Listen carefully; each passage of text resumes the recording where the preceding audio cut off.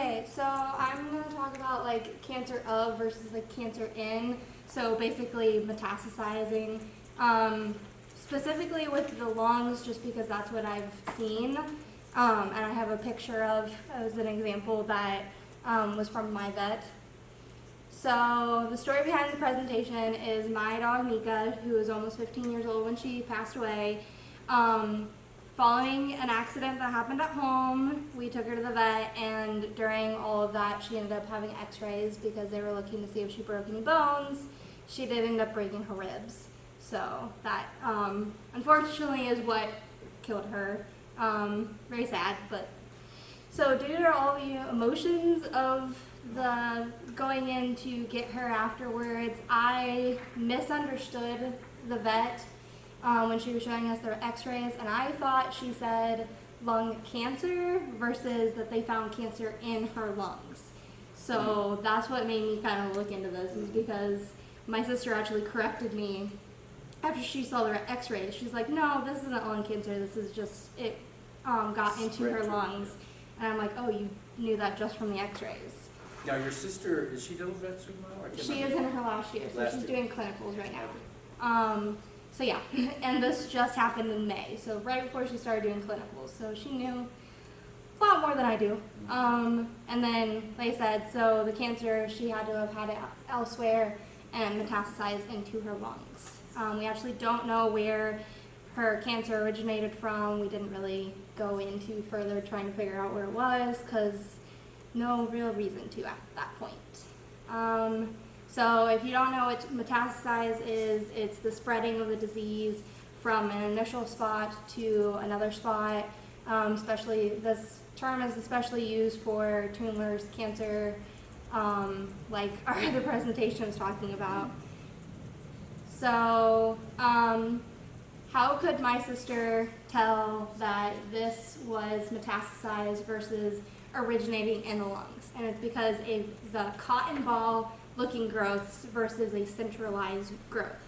So this is kind of showing over here, you see just spots everywhere, and that means that it would metastasize to there. So cells found or went through the blood most likely and ended up forming tumors in the lung, versus this being a very centralized mass, meaning it started there. And it wasn't like just a cancer cell that got there that continued to replicate. This is actually the x-ray from my dog, because the vet sent it to my sister, and that's how she saw it, and then she sent it to me when I was doing this presentation. You can see all the little spots. So all of those are the tumors from metastasized cancer. Another thing I want to point out is in these you see very dark looking where the lungs are supposed to be because of them being filled with air or dead space. See, it's not as dark. It's because her lungs were actually filled with blood. Just so you know that that's not normal, that she doesn't have like that dark look. How long before death was this picture, if I may ask? Between her getting, so what it was is my brother, her being really old, she couldn't see or hear very well, and he was backing up a vehicle, and she just so happened to be in that blind spot, and either his hitch or the pumpkin underneath his truck hit her side, and between her getting hit and her passing away was maybe an hour and a half. Oh, really? Yeah. So this x-ray was in that time span? I don't know if they took it before she passed or after she passed. But it was that same day. Yeah. Gotcha. Yeah, we took her to the vet, and an hour later we were getting a call saying, hey, she passed. Yeah. So yeah, kind of sad, but it made me learn about this.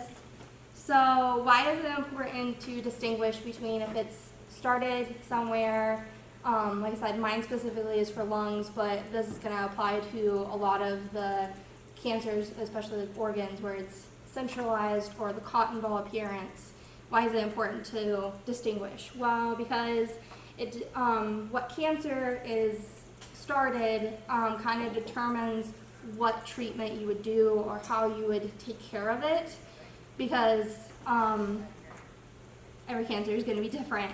So just like with people, you can do chemotherapy, radiation, surgery, or combination.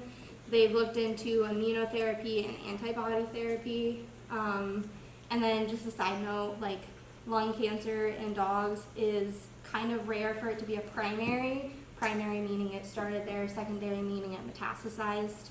So it's a lot more rare for cancer found in a lung to be a primary one.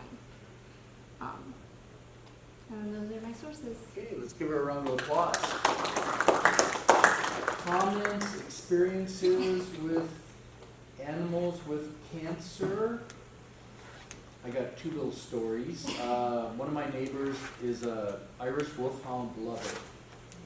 I mean, they always get Irish Wolfhounds. Well, it's hard to get those guys to even age 10.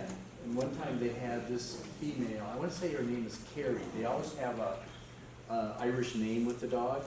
And I'll never forget, on her left front leg, she started growing this tumor. And man, was it visible. You know, it'd be like a small, like nickel-sized sphere. And then what was amazing, now see, I wouldn't see her every day like they did, the owners, but I would see her like once a week, and I'll never forget how fast that thing was growing. It was like, holy smokes.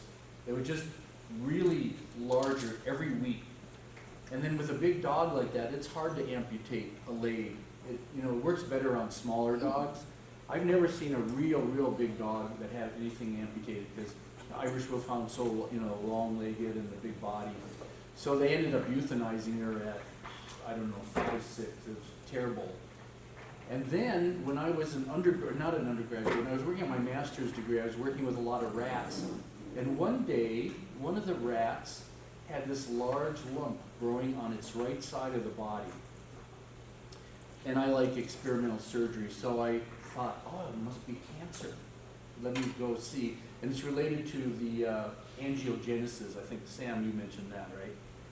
So it wasn't in the body cavity, it was subcutaneous. Like the rat, they have plenty of skin, and you could lift up the skin, and it's in that cavity between the body wall and the skin. I went in there, and here's this tumor about the size of maybe a little bigger than a quarter diameter, maybe a golf ball size. And what was amazing was, it was so easy to take out, because it was in that space, and there was some connective tissue. And imagine like this ball coming out, and then it had one artery and one vein.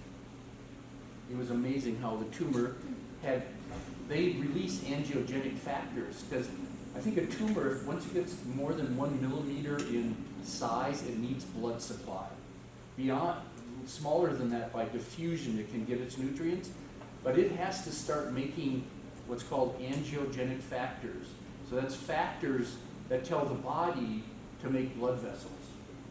And this tumor had like one very beautiful artery leading in, one very beautiful artery leading out, and I just ligated with suture, cut it off, and had the tumor.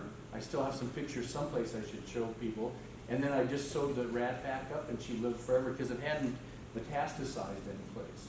But it's so amazing how the tumor said, I need some blood supply. And it makes, it dictates